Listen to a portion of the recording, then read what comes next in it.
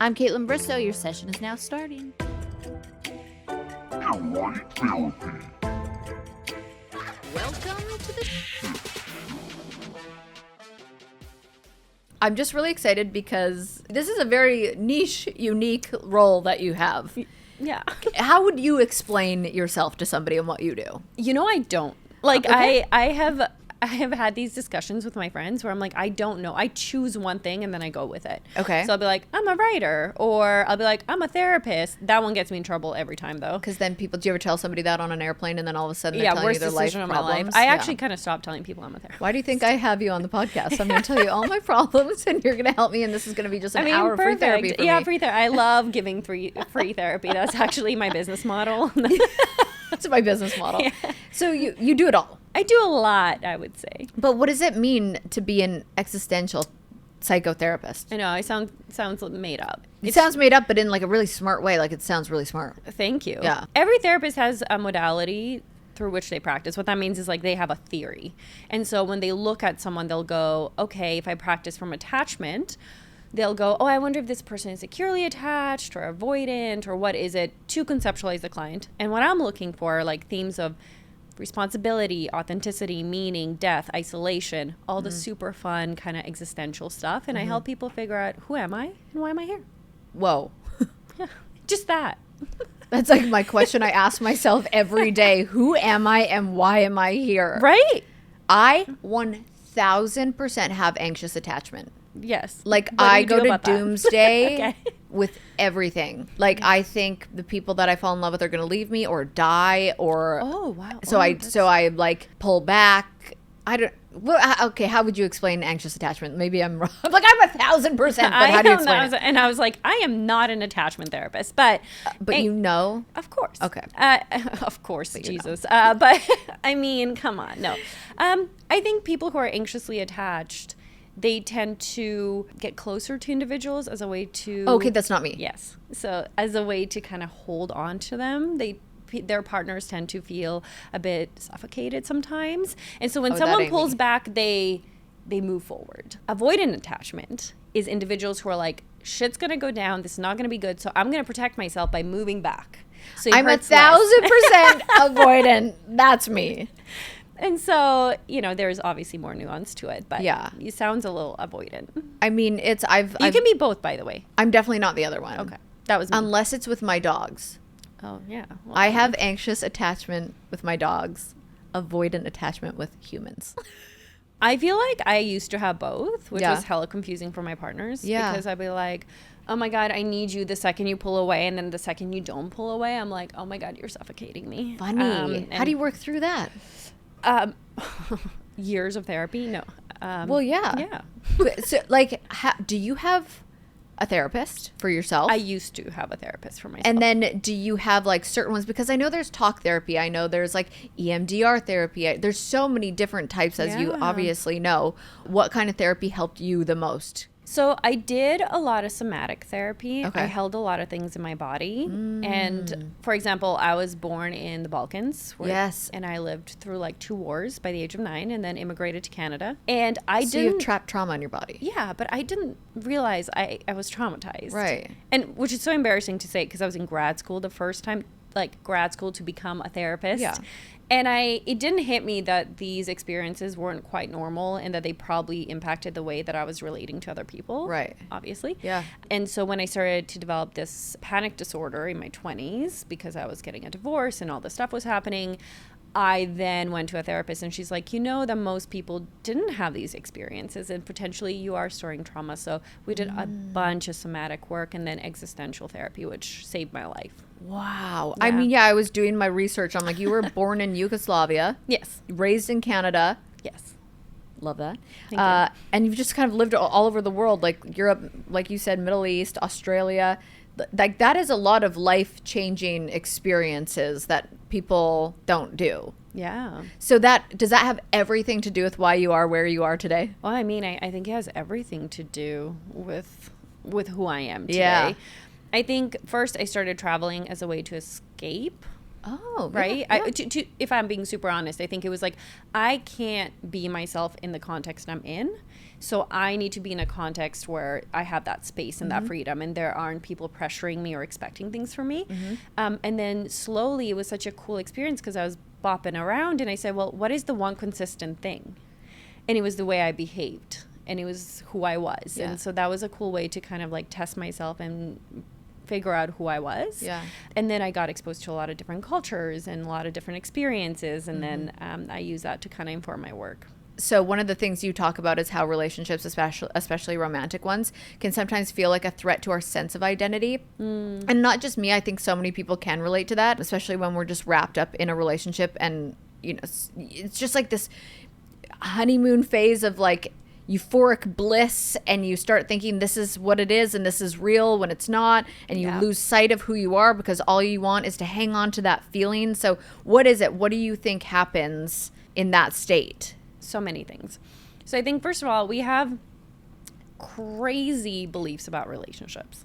We have the most warped views of relationships, from TV shows, from Disney movies, from music, our parents pretending things are okay, to music, to our friends lying to us, being like, no, I'm happy, and they're not. So I have a lot of clients that go, Sarah, I don't think I want to date ever again. And I'll go, why? And they'll say, because I can't protect myself. I can't preserve my sense of self when I'm in a relationship.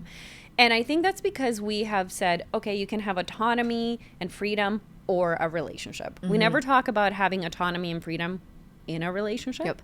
And that's ideally what you want. So the reason we lose ourselves is because we go, okay, this relationship is more important than the relationship I have with myself. And for some reason, we're like, it's okay that my freedom is taken away. My freedom for self-expression, preference, whatever it is. And so my values, my boundaries, we just kind of surrender it all because we're so hyper-focused on this individual, hoping that they're going to fulfill a void that's within us. And chances are, if you aren't happy without a relationship, you're not going to be happy in that relationship. Right. And so I just think we go in expecting way too much of the other person, and then also just surrendering way, way, way too much. And it's why we lose ourselves. It's like this gradual, I don't know if that happened to you, but no one's just like, I'm going to stop being myself. It's like these gradual circumstances where you're like, oh yeah, I guess I'll do these things, or like, yeah, I'll compromise on this. And you do it enough, you'll wake up one day being like, I have no idea who I am outside of this relationship. Yeah. How do you think we can protect our sense of self while still being in a relationship and kind of surrendering to the love aspect of it, being in love, being happy, going through the ups and downs while still keeping, like, how do we do that? Yeah. Tell us. Solve all of our problems right now in one sentence. Go. Yeah, amazing. I honestly sometimes think it can be down to scheduling. It's like, schedule time to hang out with just your friends. Yeah. Schedule time to just hang out with yourself. Schedule time that's meaningful, intentional with your partner, even if you live with them. You have to give all of that space to breathe. Your relationship should not be the only romantic relationship, should not be the only important relationship in your life. No. The second it is, it's way too much pressure, and this is where we invest too much. We invest in a wrong way. We end up getting hurt. It's too much pressure for the person. So it's like, what are the things you value, and how can you make sure you continue doing them, continue evolving as a person, expressing yourself as a person? And it's hard when we're infatuated. We're like, oh my God, I want to be with you 24/7 all the time. Please love me. Please hang out with me. And I think it's literally just having those boundaries so you can keep the consistency and keep like checking in with yourself and doing things that matter to you outside of the relationship. I have these thoughts all the time about the beginning of relationships because people want to hang on to that so badly, and it is so fun and it feels so good, and everything's just so, and you're just like, it's sex, just like love. Yeah, everything's so great. How do we accept that that isn't reality? Because it's like you have to enter this next phase of love, or like, yes, the honeymoon phase is there, but how do you enter that next phase and just understand that that's where the real love is, and that it's not exciting like that every day? Like, it's kind of the same thing that I think when people are like, are you happy? And I'm like, well, depends on the hour. Like, we're human beings meant to feel every emotion. Like, I've felt 30 already in the last 3 hours. Like, you know, it's, so how do you just answer, are you happy? But it's going into that next phase for me in a relationship where I'm like, is that when you really need to like evaluate if it's real? Yes. And what time frame do you think that is when people come out of a honeymoon phase? Is it different for everybody?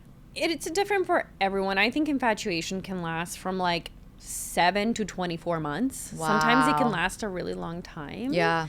And so I think it's important to wait that period out and not make drastic decisions while you're super infatuated. And you know you're infatuated when they're perfect. Yeah. Right? Yep. When like all the red flags are beige. Yeah. Everything is just, you're like, they're the one, I can't see a single flaw in them. And if you can't see a single flaw in them, it means you're not seeing them. Yes. Because everyone is flawed. Yes. And that's okay. Yeah. And so I think you have to go through this phase of acceptance of like being willing to see them for who they really are, for who they're showing you to be. A lot of the times while the infatuation's happening, people show us who they are and we just don't want to see it. Yeah. And so it has to come to this moment where you're like, I am now open to actually seeing you and taking your behaviors and words very seriously. Yeah. And I'm either going to accept that or I'm not. I think it's so wild in this day too with social media, because I think that's why I'm so protective now about a relationship. Like if I'm in a relationship now, I want to keep that so special and close to my heart and like not share it until it's like past that. You know what I mean? Like I'm treating dating like if I like the internet are my children. Like I will introduce you to them once I know they're Love around. that. Yes. So what do you think of, how social media has an impact on relationships these days? Honestly, I found a trend that the more someone posts, the less happy they are. Yeah, Like, I also saw a meme that just came up literally Yeah. this morning, and Yeah. it said happy people don't need to show off. yeah, and my question is, why do you want everyone to see that you're in a relationship? And that goes for anyone. And maybe you're like, that's really a part of me, an important part of me, and I want others to know. I've always been incredibly private about my relationships. I also have friends who are super vocal, and I love that.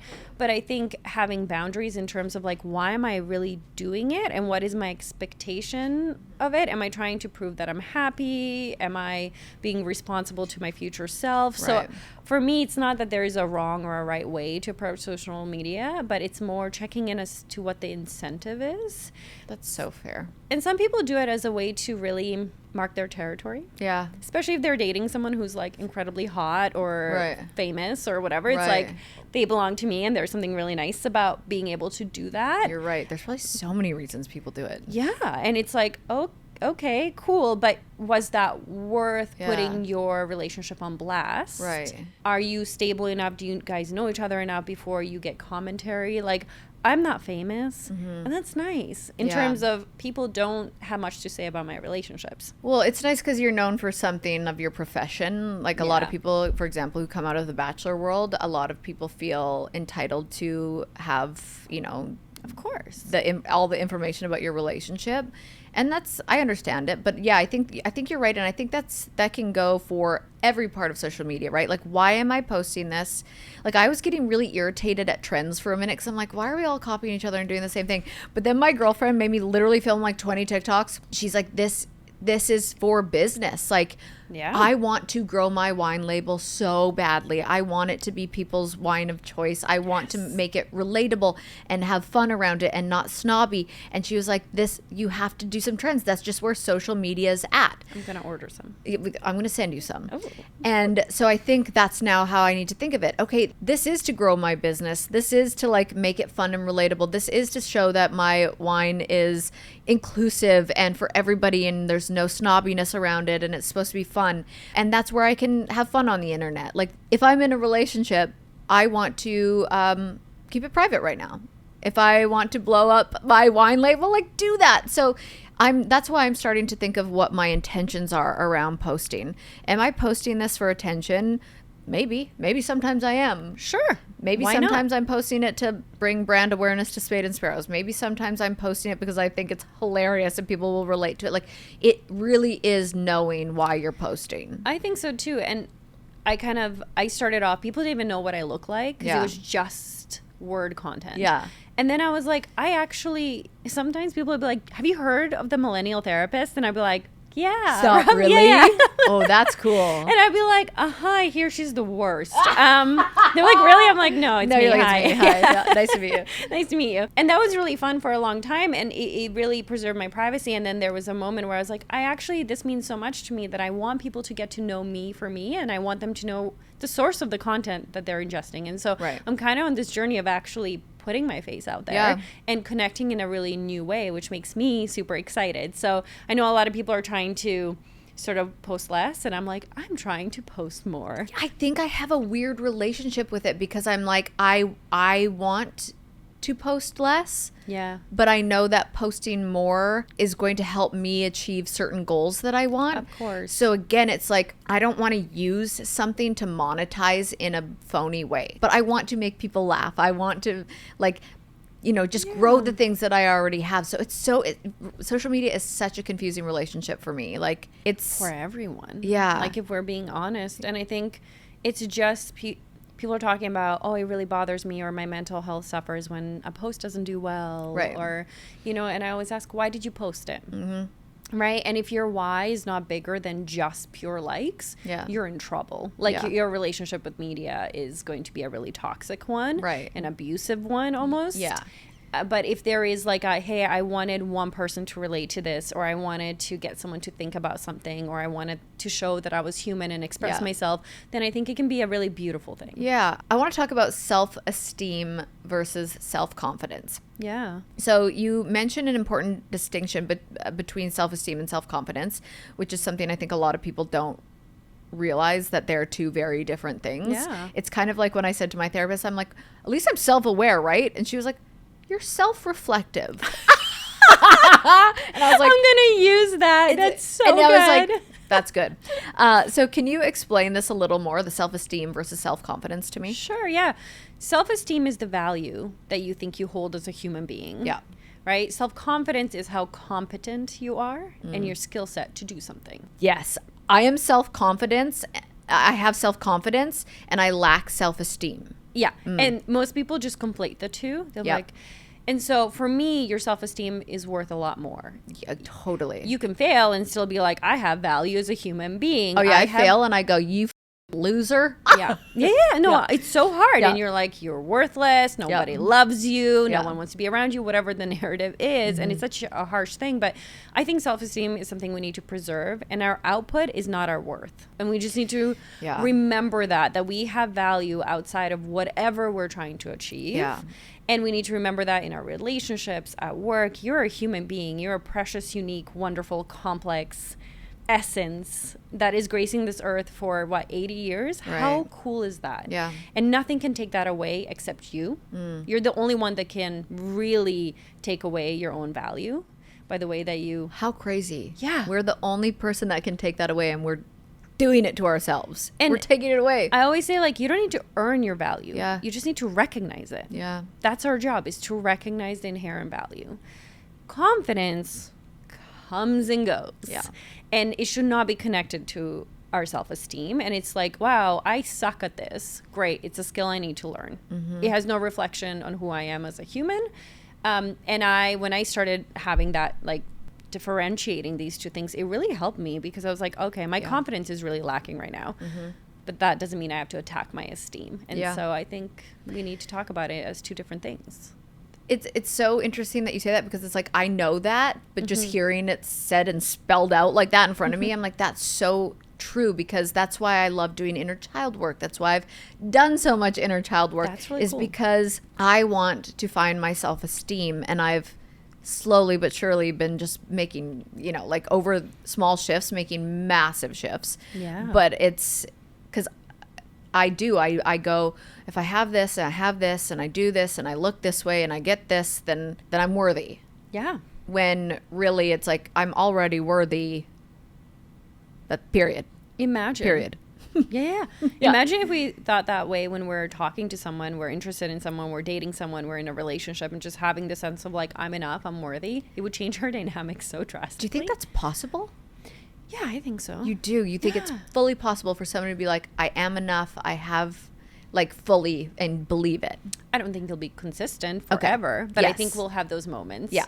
Okay, that's fair because I've had those moments. I've had those moments too, Yeah, and they feel freaking good. They feel so good. So good. Oh, they feel so good. And we need to remember how good they feel. Yeah. Because it's like something we can give ourselves. We actually can't really get self-esteem from others. And that's also an important thing. No one can make you love yourself. Right. Yeah. So let's stop trying. We all think that too. We all think that we can like love ourselves if the internet loves us, if our parents love us, if the best friend loves us, the relationship. It's like if the public loves us. Yes. Like it just doesn't work that way. It actually works the opposite. Like you'll be in a very dark place if you rely on that. Okay, we all know how hectic the grocery store experience can be, especially during the holiday months. Oh my gosh. We're going to hack the busy season and let every plate save you time and money with $2.99 meals. So give your budget a break this fall with affordable recipes from America's Best Value Meal Kit. Indulge in a flavorful variety with every plate's rotating menu of 26 weekly recipes you can count on to be delicious. So focus on making fall plans, not planning meals, with dinner options ready in 30 minutes or less. Save time with every plate's tasty, no-fuss recipes and pre-portioned ingredients delivered to your door. I love it. I love convenience, and I love food.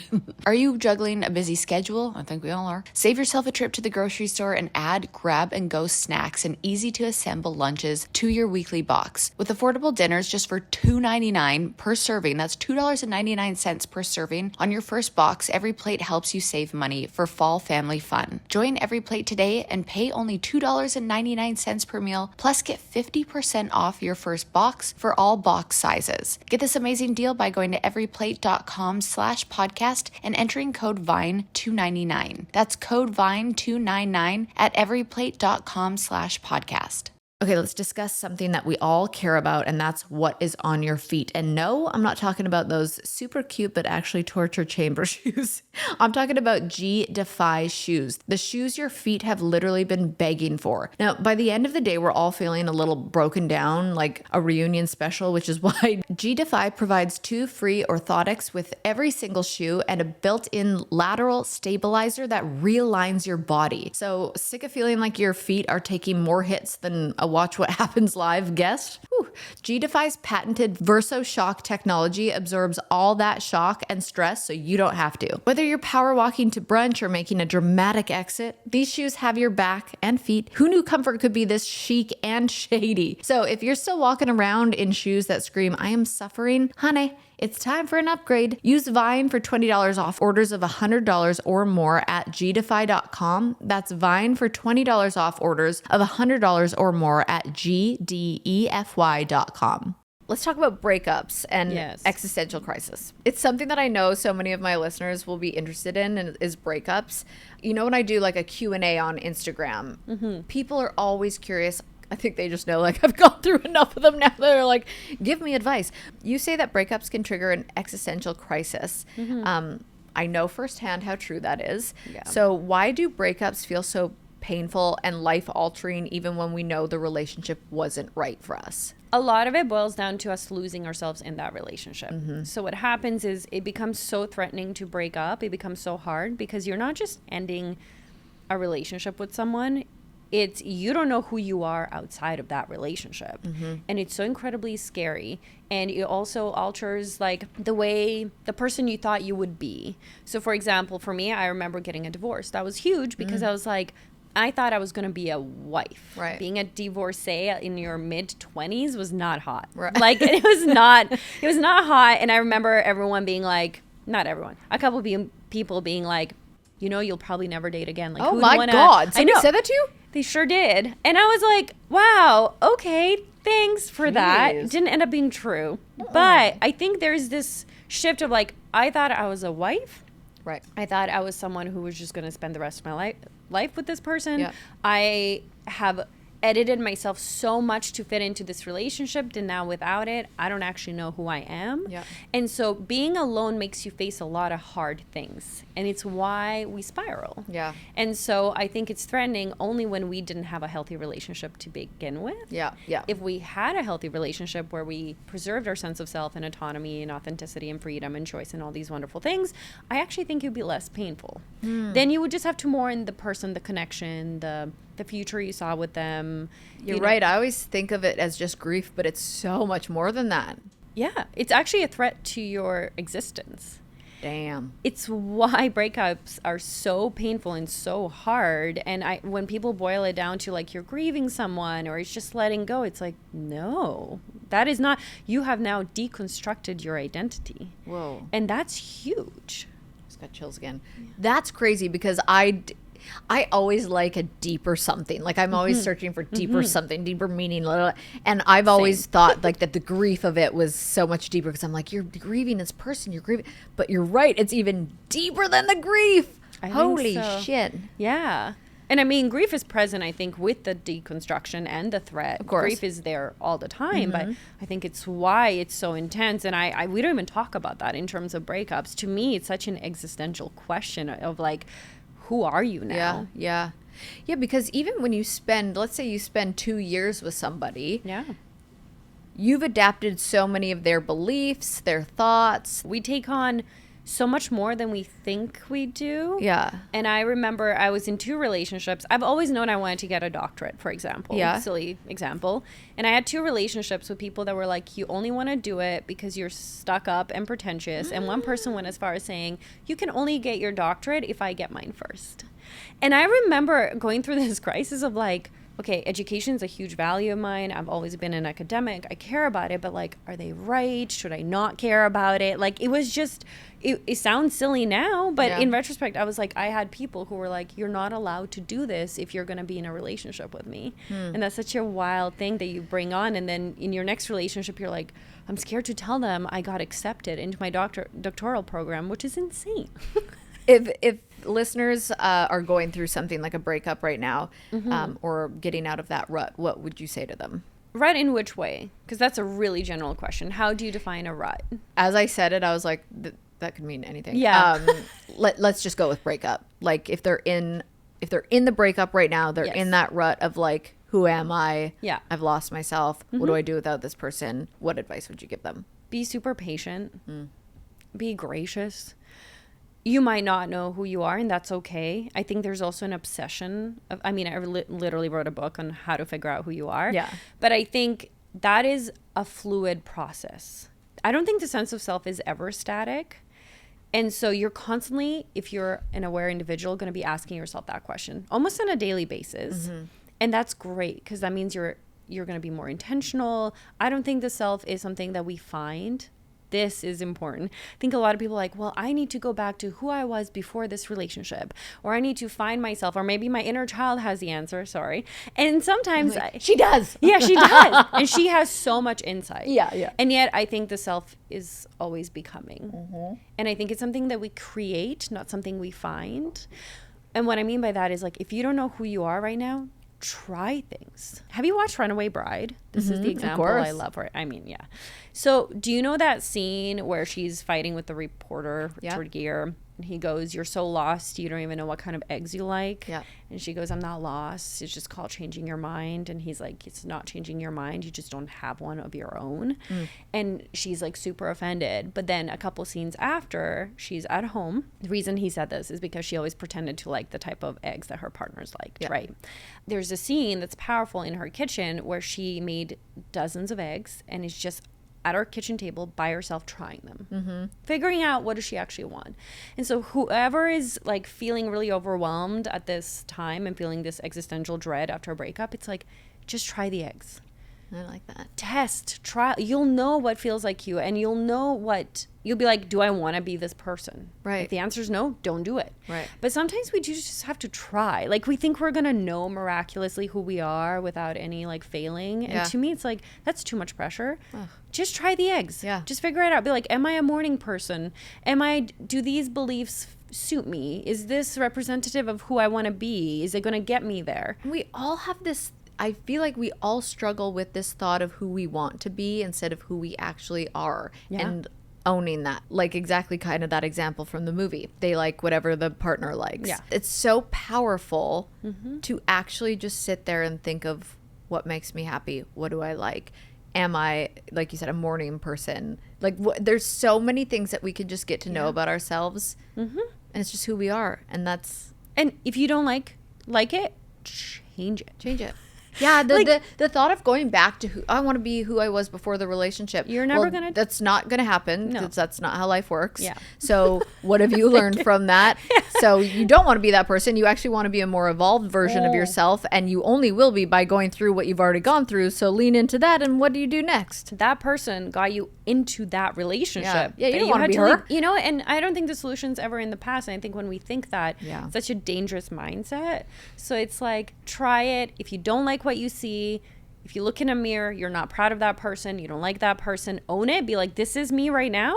It doesn't have to be that way. Yeah. Damn. Thanks. That's good. I'm learning so much already, but I'm like, yeah. All right, I am very excited to talk about something I've been eagerly waiting for, and that is Macy's Friends and Family event, okay? It's officially the best offer of the season, and I just thought I would share all the juicy little details with you. So, from October 28th to November 4th, Macy's is offering an incredible extra 30% off all the latest fall trends, new arrivals, and designer brands. And it doesn't stop there because they're also giving us 15% off their best beauty products. This is literally the shopping event of the season, so trust me, you don't want to miss it. I feel like all brands and companies do their sales at the end of the season just to get rid of things, but Macy's is offering it to us from October 28th to November 4th. Thank you. So let me tell you, I'm already getting my shopping list ready. So as the leaves are turning and the weather is starting to cool down, I just start dreaming of cozy fall outfits and stylish updates for my wardrobe. Even if it's still hot out in Nashville, I still want my home and wardrobe to be feeling like fall. And Macy's, of course, always delivers. This year, I've got my eye on a few key pieces. Now, first on my list, a chic new coat that is going to make me look like I stepped out of a fashion magazine. You know, the kind like this soft, luxurious, and perfect for those crisp autumn days. And then you pair it with boots and maybe a beanie. And speaking of autumn days, let's talk about sweaters. I don't think there's anything better than slipping into a cozy sweater when the weather gets chilly. Macy's has a fabulous selection, and with an extra 30% off, I am definitely picking up a couple of new favorites. So I don't know whether it's a like chunky knit or a sleek turtleneck. Those never go out of style. I'm all about comfort and style. So now let's not forget about accessories. Very important. I'm a firm believer that accessories can make or break an outfit. A statement handbag or a stylish scarf, and of course some standout boots, essential. Macy's always has the latest trends, and with this Friends and Family event, I'm so excited to find those perfect finishing touches. They just really pull everything together. Oh, and the beauty discounts. I will not forget to tell you about those. I've been wanting to try out some new beauty products, and getting 15% off the best brands is the perfect opportunity. So from luxurious skincare to that must-have mascara, this is my chance to stock up on everything I need to look and feel my best. So here's how you can make the most of this event, okay? Head over to Macys.com to start shopping now, or visit your local Macy's store. And trust me, there's nothing like the in-store experience where you can like touch and feel the products and try things on. Plus, Macy's always has the friendliest staff. I don't know if you've been, but literally the friendliest staff, ready to help you find exactly what you're looking for. And if you're like me, you love a good deal. I really do. Always have, always will. And this event is all about savings, with discounts available on both regular and already reduced prices, like getting a little bonus shopping spree with all of the fabulous finds that you have been eyeing. Okay, before I let you go, I have to share a little personal shopping tip. When I am out shopping, I always set a budget and then I stick to it, and it helps me focus on the pieces that I really love and need rather than just grabbing everything that catches my eye. And with Macy's fantastic discounts, you'll be able to snag those top picks without even breaking the bank. So mark your calendars right now, do it. October 28th to November 4th, get ready to dive into Macy's Friends and Family event. Whether you're shopping for yourself or getting a head start on holiday gifts, literally the perfect time to find incredible deals on everything you love. So let's all enjoy these fabulous savings together from the one and only Macys.com. All right, everybody's got a type, and Way is yours. Their shampoo and conditioner are made to deliver what's just right for your hair type. So with Way, you'll get hydration that won't weigh you down, plus extra benefits that your specific strands need. So think volume and bounce, shine and protection against frizz. Upgrade your shower routine with a wash day duo that's designed for fine, medium, and thick strands to get your hair looking and smelling amazing. Whether your hair is fine, medium, or thick, Way has got you. If you need to start your week off with a detox, Detox. Detox shampoo deeply cleanses away buildup from styling products, oil, impurities, and more. It leaves hair feeling refreshed and super clean. I always use this one because I just feel like I build up so much product in my hair. And if you want soft, shiny hair that doesn't weigh you down, Way's conditioning hair mask for fine to medium and thick hair types instantly restores hydration, fights frizz, and strengthens strands. Wash your way to healthy hair and get a hair routine that's made just for you by Way. Go to theouai.com and use promo code VINE for 15% off any product. That's theouai.com, code VINE. We really are all feeling lonely. Yeah, I think so. Yeah. Because I feel like we're all just moving into this phase in our lives of knowing there's something greater, like more to be learned about ourselves, and like we're really questioning existence. And I feel like that could be lonely. Super lonely, especially if you're not bringing that conversation up. Chances are most people are having an existential crisis. Yeah. We're just not talking about it because it's not sexy. It's not not positive. sexy. It's not Yeah. all these things we think we should be doing. Yeah. Or a lot of us feel shame. We're like, we're journaling and we're reading self-help books and we're meditating. And I still feel this way. And I want to be like, yeah, because that's being human. I think psychology has kind of set an unrealistic expectation lately, like pop psychology. And I think it's an issue where this is why I love existentialism, because it's like, life is kind of absurd, kind of sucks. What are we going to do about it? And I'm like, I'm so much more comfortable with that.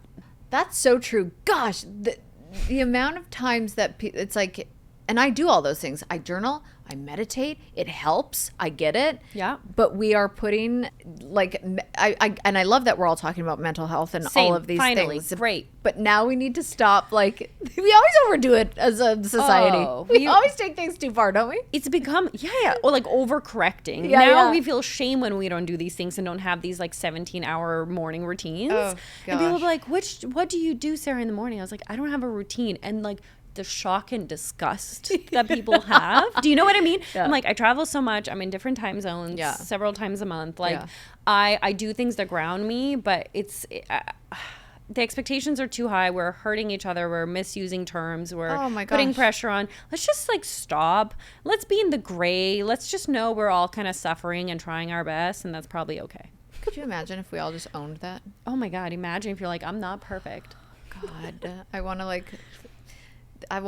like T-shirts? Reddit community to like understand that and be like, you guys are hurting. Hey, guess what? We all are. Like, how can we support each other instead of tearing each other down? Yeah, and let's stop like putting people on a pedestal. Oh, like, and over analyzing and oh my God, studying, and if that's how much time you're spending on someone else, it means you're not spending enough on yourself. 100%. Like people are like, did you see the so and so? And I was like, no. Yeah, no.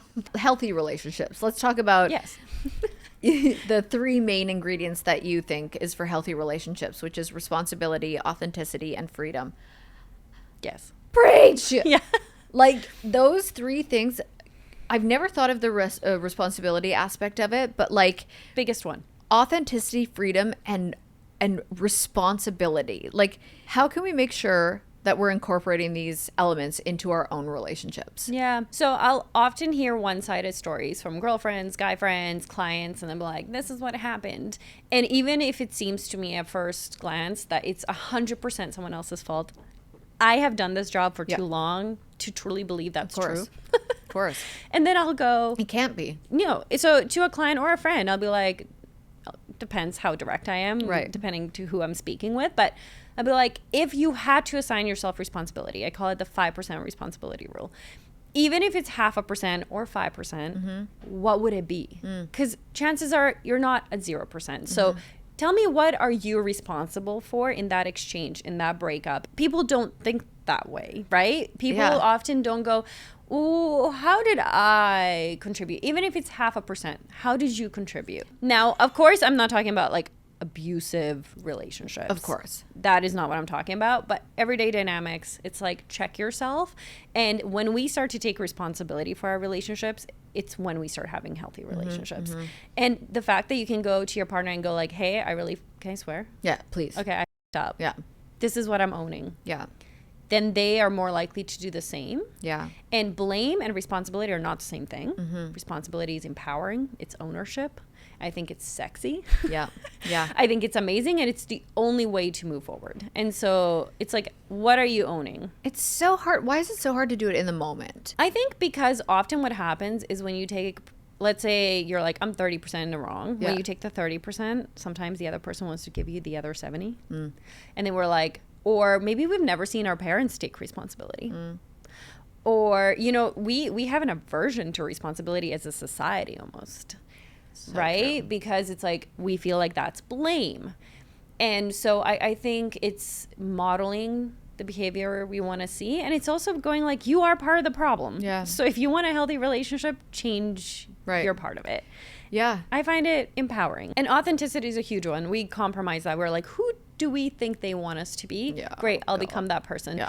That's the self-esteem issue a little bit. Yeah. That's also the expectation. And so I think if you preserve your authenticity, they're going to have such a better time. Otherwise, who are they having a relationship with? Right. Like with an illusion, with a projection, with a what? And so genuine relationship has to be between two authentic individuals. Yeah. And then when you feel like you're becoming more yourself through the relationship, beautiful. Right. And you are going to evolve. It's actually really tricky because if you think about a relationship, it's like two cars that need to move at the same speed in the same direction. Right. That is incredibly difficult to achieve, and you can only achieve that with communication and taking responsibility. Yeah. And giving each other the freedom to actually evolve. Because a lot of people are like, well, you're not the person I married. You're not the person I started dating. It's like, thank God, that was 8 years ago. Like, do you want me to be that person? Like, I don't understand. So also having this expectation that like we will change and evolve. As long as it's in the right direction. Exactly. And if it's not, then that's when you're like, hey, we're no longer moving in the same direction or at the same speed. Yeah. We call that out, we honor it, and we go, I want you to pursue that if that's who you want to be, but just not with me. God, I wish we could all have your brain. You're so sweet. What? No, I'm serious. I wish, like, could you imagine if we all could think that way? Like, in the world, in relationships, it's just, I mean, the whole, you know, kind of idea of this podcast has been the who am I? Why am I single? Why am I unhappy in a relationship? Yeah. Why am I this? Why? And I think a lot of people do struggle with those big questions. Those are big questions. Of course. So the who am I, the why am I still single, or even the why am I stuck in unhappy relationships? How do you help guide people through finding these answers? So the who am I don't think can be answered verbally. Let me explain. That's something I talk about in my book, actually, because the second I ask someone, who are you? They're going to tell me about their habits, their roles. Yep. They're going accomplishments. Their accomplishments. And for me, the only answer to who am I is how you show up in the world. That's it. You want to see who you are? Watch yourself. That is who you are in this moment. You like it, you don't like it, I don't care. That is who you are. And you're like, but deep down, I'm this other version. It's like, no, that's who you want to be. But in this very moment, you are exactly who you're presenting. We like that sometimes, we don't like that sometimes, but there isn't an alternative you, I don't believe. There is a perpetual you. There's a you that will come after this that maybe you like more. But unfortunately, in this moment, you're exactly who you are sitting on that chair. Right. That's who you are. And so that's the answer to kind of that question, because I think it can be quite simple. I like that. And then like, why am I single? I mean, it's, I would say, what is your role in being single? And I don't know why you're saying Well, also people have this expectation that they need that was to a not really be eloquent single. answer. Feel free to cut that out or keep it in. I'm like, why are you saying that? I don't know. Let's talk about it. Like, Well, I mean, again, Yeah. that's a very personal question. yeah, I'm It's- like, I don't know. there's your literally story. a Yeah. million trillion reasons why somebody could be. Yeah. But Maybe you're avoidantly attached. Right. No, it's I don't know. it's something that like people need to sit with themselves to ask. And I think a lot don't of judge people, yourself. Well, yeah, that's it. I think a lot of people think single bad. Oh my God, why? I don't know. This is another, thank you for bringing this up.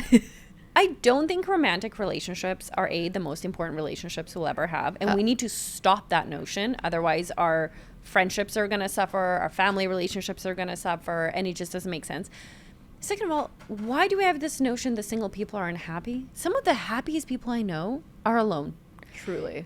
Intentionally. Truly. And I love that. And Yep. I'm like, maybe you don't want to be with someone. And that's also okay. So let's start talking about it. I think it's so interesting, and I do think it's a generational thing of what parents have, you know, their beliefs or certain things. But I do think people are, you know, starting to figure it out. Freeze your eggs, choose yourself, find out what makes you happy. Like, I do think there is something to be said about that happening, but it's just, so, you know, you've got that older drunk uncle who will say something at dinner about why are you here? You know, like, there's the family dynamics of people. Or and like, what, you can't possibly be happy. Yeah. Right? Like, I have people that come up to me and they're like, you didn't remarry? Like, are you okay? Right. Like, yeah, thanks. Mind blowing. All right, are you looking to refresh your space with furniture and decor for the holiday season? Wayfair is the place to shop for all things home this holiday season, from sofas to spatulas and everything you need for holiday hosting, like festive cookware, cozy bedding, holiday decor galore. I just love anything festive. The holidays can, of course, be stressful, but Wayfair makes it easy to get your home holiday ready, so you can make your home way more you at a price that works for you. Wayfair's huge selection of home items makes it really easy to find exactly what's right for you, from extra seating for the whole family and bedding sets for your guest rooms to kitchen brands that you love and tabletop decor for every holiday. Free and easy shipping, even on the big stuff. They'll even help you set it up. I love that. Wayfair is your one-stop holiday shop for everything on your to-do list this season, so head to wayfair.com right now to get your home holiday ready. That's WAYFAIR.com. Wayfair, every style, every home. Okay, losing weight can be hard, and when it comes to prioritizing your health and feeling confident and strong, it can be difficult to know where to start. Now, you can get your health in check and be confident that you're on the right track to getting healthy through Hers. Hers is changing women's healthcare by providing access to GLP-1 weekly injections with the same active ingredient as Ozempic and Wegovy, as well as oral medication kits. Hers connects you with a medical provider who will work with you to determine your best treatment option, and if prescribed, you will get the medication as part of a doctor-developed weight loss program, complete with ongoing support, check-ins, medication adjustments, and answers to questions 100% online at no additional cost. Through Hers, weight loss plans are more affordable with compound GLP-1 injections starting at $199 per month with a 12-month subscription paid up front. No hidden fees, no access fees, and no membership fees. Plus, your personalized treatment ships for free directly to your door, so if you've been struggling with your weight loss journey, it's time to find an option that works for you with Hers. Start your free online visit today at forhers.com/vine. That's FORHERS.com/vine for your personal weight loss treatment options. Forhers.com/vine. Hers weight loss is not available everywhere. Compounded products are not FDA approved or verified for safety, effectiveness, or quality. Prescription required. Restrictions apply. Okay, talk to me about your book. Sure. Where can people get it? What can they expect when they read it? Okay. So I would say it has a little mirror on the book. I love that. And it's titled It's On Me. So what you can expect is a lot of hard truths in a very loving way. And I think it's about self-loss. It's about what happens when you lose yourself. And there's a bit of my own journey of looking in a mirror and literally not recognizing who I was and being so incredibly miserable when everyone thought I was very happy. Yep. And so if you're someone who's like, I don't know how to answer who am I, and I'm not really sure how to get in touch with that person, that's what the book is about. Genius. Thank you. Yeah. I feel like when people listen to this podcast, they're going to be like, yeah, I need more. So book is a great way to do it. Yeah. Great. So where can people get the book and when is it coming out? The book is out. You can literally get it anywhere books are sold. And you can get a Kindle. You can get an audio version if you want me like talking in your ear. Oh, that sounds nice. Yeah, just like you have hours. a pleasant voice. Oh, thank you. Yeah. So yeah, it's out in the world and it's something I'm really proud of. I was going to say, you must be so proud of it. I am very proud of it. And I think it's the book I wish I had. That to me is the way I want to show up in the world. Like even for myself, for other people, I want to be and act and have discussions like this to be what I would have wanted. Yeah. To show up now, even on this podcast, I want to be able to have conversations with people like yourself, with people that, you know, come off reality TV and they didn't really actually get to decide on what their voice sounded like. No, they have an of edited course. version of themselves and they get to like explain themselves. I just like anything that's feel good. And every single time, let me tell you this, every time I talk about somebody else in a negative way, it somehow comes back around and it either makes a headline or it doesn't feel good or I leave being like, oh, I don't like talking about other people in a negative way. And I feel like that's really hard to do. But do you have any proof almost that gossiping is bad for your mental health? I mean, the shit you say about people says more about you than them. Yeah. Like, because and correct me if I'm wrong, once in a while with your girlfriend to just have a little vent session. People love to bond through gossiping. Yeah, they sure do. They sure do, because it's like, ooh, we hate the same person. Yeah. It's almost like triangulation. It's like bringing someone else into your relationship so you can feel closer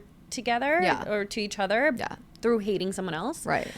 And for me, it's like, if you don't want the shit said about you, don't say it. Why are you saying it? It's usually jealousy, insecurity. Yeah. Maybe you just want to project onto them. You had a really shit day, so now you're going to bitch about a celebrity. Right. Just because you need to get it out of your system. So a lot of it is like, why? And sit there and venting, fine. But venting is like something is happening. It's your experience. Yeah.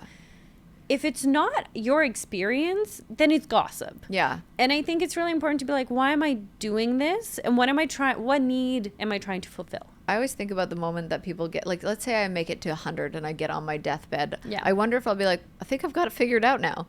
Or I'll still be like, nope.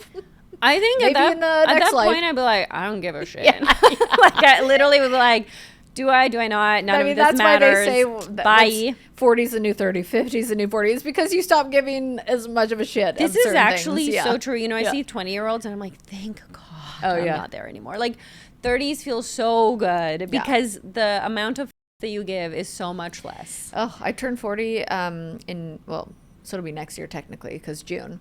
And I'm not. This is so exciting. I'm not even dreading it. Why would you be dreading it? Well, because people make you believe that, like, oh, you're not married with babies and you're almost 40. And I'm like, I'm actually excited because I think that will be the year that maybe that might happen for me, or that's what I'm striving towards. Like, I'm excited for it. I think that's the next chapter of my life. I'm very excited for your next chapter. Thank you. Whatever that is. I'm excited for your book, and I'm Thank excited you. to read it. Thank tell you. everybody where they can find you. You can find me on Instagram. Millennial.therapist is my handle. Amazing. And then Substack, it's called Notes from My Phone, because I'll often pick up my phone and write down notes and things I'm thinking about. So that's longer form. So if my phone ever got broken into and they saw the notes. No. Yeah, same. Our phones Please don't break into my phone. Oh, gosh. No. We're like inviting people to break into I our know. phones I'm now. like, oh, God. I'm changing every This is a terrible password. idea. Yeah. Terrible. Cut this part out. Yeah. Just kidding. Well, thank you so much for coming on the podcast. Thank you for having me. And also, I know you talked about the impact you want to create. This podcast is it. It's doing so much. It's giving people a voice. It's giving people information. Yeah. It's making people like me fall in love with everything you're doing. That's and so it's nice. just, it's an honor being here. Thank you. Thank you. I truly, when I meet somebody, I was just in Niagara, and these two girls were sitting at the bar, and they were like, we're vinos. And it's those words come out of people's mouths, and I like instantly feel love towards them, because I'm like, you are why I do what I do. Of course. This is my favorite thing to do. Yeah. I love meeting people because I usually just get to stare at a couple cameras, and I have this, intimate conversation where we don't have our phones and we're just in the moment having this like amazing dialogue. Why would dialect? I knew when I said it, I was like, that ain't You were right. so close, though. That ain't right. Dialogue. And to meet people, I'm like, oh, right, there's other people on the other side of this. And I just hope I'm like bringing some sort of joy to their day. You are. I really do. You Okay. are. And to my day. Thanks. Well, thank you. I think the community that I don't want to just say me, that we've all created and brought together, I feel like this stuff is important to them. So thank you. Thank you. I'm Kaitlyn Bristowe. Your session is now ending. And if I'm being honest, I wouldn't mind a rating and review.